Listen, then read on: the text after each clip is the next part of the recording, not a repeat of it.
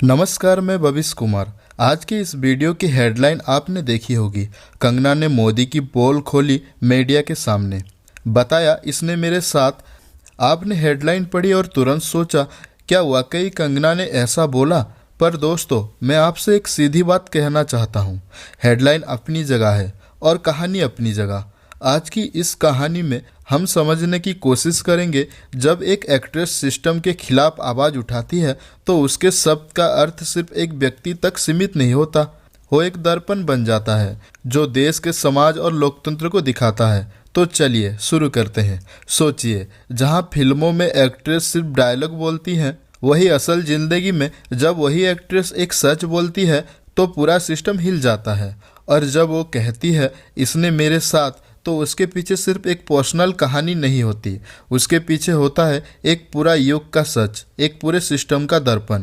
कभी एक छोटी सी शहरी लड़की होती है, उसका नाम ले लीजिए काव्या। सपने लेकर फिल्मों में आती है। शुरू में उसका स्वागत होता है, अवार्ड, स्पीच, तालियां, और फिर एक दिन उसे कहा जाता है तुम देश के लिए आवाज़ उठाओ, तुम राष्ट्रवाद की मिसाल बनो, तुम देश के नेता के साथ खड़ी हो जाओ।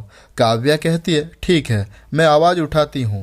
वो रैलीज में जाती है, स्टेज पर बोलती है, नेशनल टीवी चैनल्स पर डिबेट करती है, उसके शब्द को मीडिया हेडलाइन बनाते हैं। और उस समय सिस्टम के लोग उससे अपना अपना कहते हैं देखो ये हमारी अपनी है, ये हमारे नैरेटिव को सपोर्ट करती है। पर दोस्तों, कहानी वही रुकती नहीं। कुछ समय बाद काव्या के मन में एक सवाल उठता है। वो कहती है मुझसे राष्ट्रवाद के लिए आवाज़ बुलंद कराई गई, पर जब मैंने अपने अधिकार की बात की तो मुझे खामोश कर दिया गया। सोचिए, जो आवाज़ कल तक सिस्टम की फेवरेट थी, आज वही आवाज़ उनके लिए खतरा बन गई। और यही होता है जब किसी कलाकार का दिल सच बोलता है। उसके शब्द में एक पर्सनल दर्द होता है, पर उसका प्रभाव एक पॉलिटिकल मिरर बन जाता है। आप कह सकते हैं अरे भाई, ये तो फिल्मी कहानी है। पर दोस्तों, असल में देश का हर कलाकार, हर लेखक, हर पत्रकार अपनी कहानी में वही भुगतता है जो काव्या ने कहा इसने मेरे साथ। किसी ने उनसे आवाज़ बुलवाई, किसी ने उनसे लिखवाया, किसी ने उन्हें कैमरा के सामने लाकर खड़ा कर दिया। और जब उन्होंने अपने हक की बात की तो कहा गया चुप रहो, तुम्हारे बिना भी सिस्टम चल जाएगा। लोकतंत्र में आवाज़ दबाने की परंपरा नई नहीं है।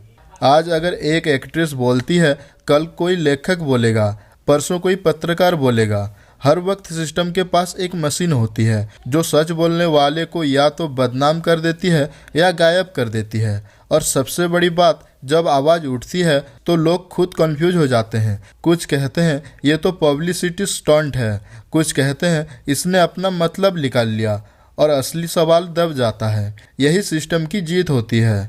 मीडिया की कहानी भी इसमें जोड़ लीजिए। कल तक वही मीडिया जो काव्या के इंटरव्यूज चलाता था, उसकी फिल्म्स का प्रचार करता था, आज वही मीडिया उसकी आवाज़ को इग्नोर करने लगता है। और अगर चलाता भी है तो ऐसे जहां उसके सब को तोड़ मरोड़ कर दिखाया जाता है। सोचिए, मीडिया जो सच को समझने का जरिया होना चाहिए, वही मीडिया आवाज़ को दबाने का हथियार बन जाता है।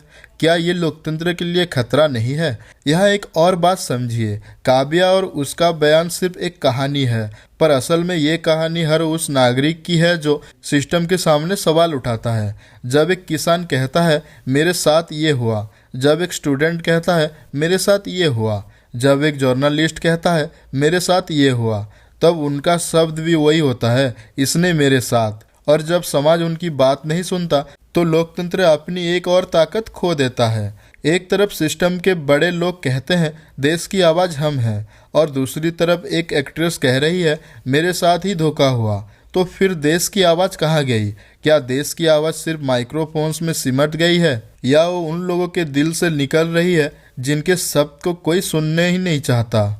आप आम जनता को देखिए। कुछ कहते हैं एक्ट्रेस पब्लिसिटी के लिए बोल रही है, कुछ कहते हैं सिस्टम की पोल खोलना जरूरी था, और कुछ बस हंसते हैं क्योंकि उन्हें लगता है कि फिल्मों जैसी कहानियां असल में होती ही नहीं।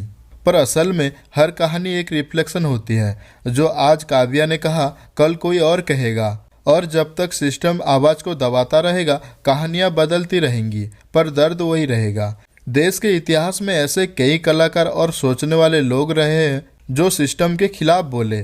किसी को जेल्स में डाल दिया गया, किसी को एंटी नेशनल कह दिया गया, किसी को ट्रोल आर्मी ने चुप करा दिया, और ये परंपरा आज भी जारी है। सोचिए, जिस देश में कलाकार और लेखक अपना सच ना बोल पाए, उस देश का लोकतंत्र कितना मजबूत होगा।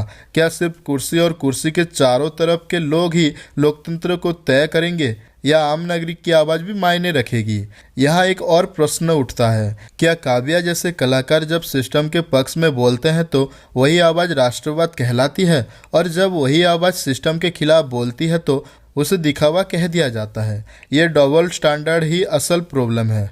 लोकतंत्र तभी मजबूत होगा जब एक ही आवाज़ दोनों समय में मानी जाएगी, चाहे वो सिस्टम की तारीफ करे या उसकी आलोचना। दोस्तों, हेडलाइन अपनी जगह है। कंगना ने मोदी की पोल खोली मीडिया के सामने, बताया इसने मेरे साथ, पर असल में ये कहानी एक सिंबल है।